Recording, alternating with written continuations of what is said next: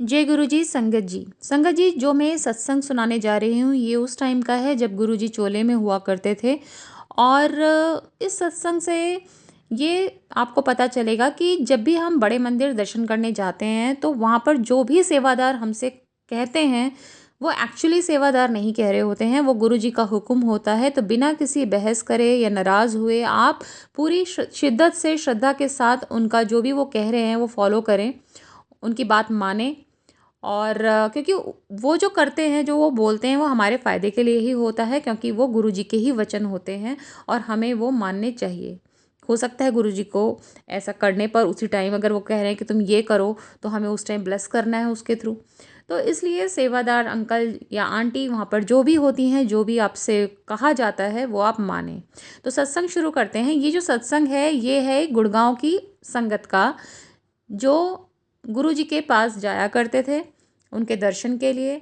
तो वहाँ पर एक सेवादार अंकल आते हैं और वो उनसे कहते हैं कि जो भी पुरानी संगत हैं वो ऊपर चलकर बैठे। एम्पायर स्टेट में पुरानी संगत को बोल दिया जाता था कि आप ऊपर चल के बैठें और नई संगत जो है वो नीचे गुरुजी के सामने बैठेंगी। तो उन संगत को ऊपर जब वो गए तो उन्होंने कहा, क्या गुरुजी आप तो नीचे गद्दी डालकर बैठे हैं और हमें ऊपर बैठा दिया, हम तो आपको देख ही नहीं पा रहे।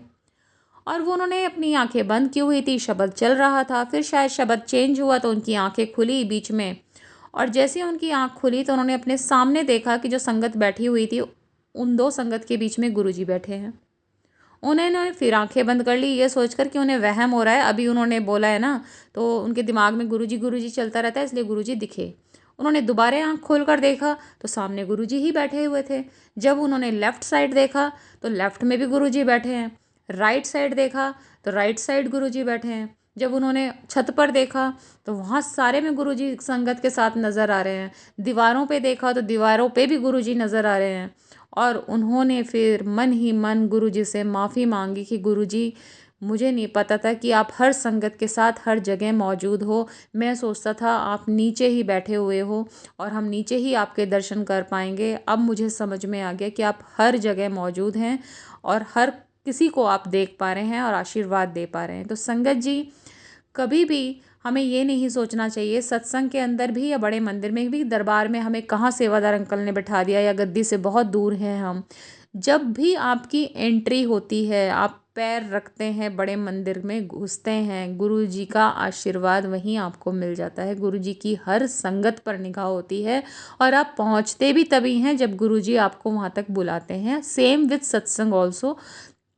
सत्संग में आप चाहे, बिकॉज़ एक कमरे में जहाँ दरबार लगा है वहाँ कितनी संगत आ जाएगी, तो आपको दूसरे कमरे में बिठा दिया जाता है, कहीं और बिठा दिया जाता है, बट गुरुजी हर जगह हर संगत को ब्लेस कर रहे होते हैं। तो कभी भी मन में ये ना लाएं कि गुरुजी हमें दिख नहीं रहे तो वो हम उनके आशीर्वाद से वंचित रह जाएंगे। ऐसा कुछ नहीं है, गुरुजी सारी संगत के साथ हैं। बस आप आंख बंद करके ध्यान लगाकर उनसे कनेक्ट करिए, बजाय ये सोचने के कि आज हमें पीछे सीट मिल गई या ऐसी सीट मिल गई। और जो भी सेवादार अंकल या फिर सत्संग में जो भी आपको जहाँ पे भी बिठाया जाता है, आप बस वहाँ बैठिए और वहाँ गुरुजी का ध्यान करिए। गुरुजी हमेशा आपको अपने साथ ही नज़र आएंगे। वहाँ पे जो इतनी पॉजिटिविटी फील होती है ना, वो इसी वजह से होती है, जब हम वहाँ से आते हैं वापस सत्संग से या बड़े मंदिर से, कि गुरुजी साक्षात वहाँ पर हमें आशीर्वाद दे रहे होते हैं। जय गुरुजी, शुक्राना गुरुजी।